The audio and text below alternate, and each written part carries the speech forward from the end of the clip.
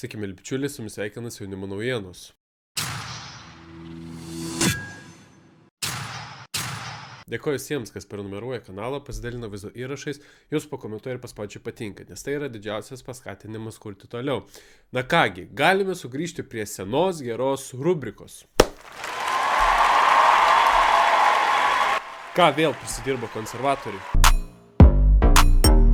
Na, o šį kartą jie pranoko patys save. Teisėsauga įtarė Rusijai šnipinėjus Tėvynės sąjungos Lietuvos krikščionių demokratų sąjungos narį, turinti dvigubą pilietybę.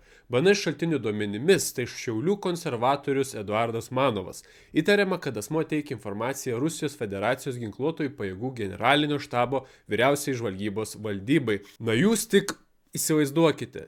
Tik pagalvokite, konservatoriai, kurie visus aplinkui vadina Kremliaus agentais, rusų šnipais, kurie beveik kiekvienoje diskusijoje teigia, kad oponentus remia jėgos iš rytų, patys savo gretose galimai turi rusų šnipą.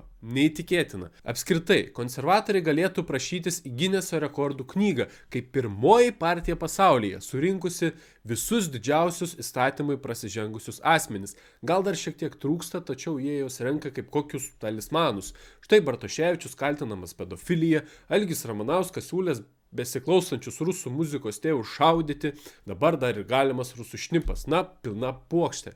O kaip jūs, brangūs žiūrovai, galvojate, tokia naujiena jūs nustebino, ar buvo galima kažko panašaus tikėtis? Savo nuomonę galite palikti komentaruose. Iki.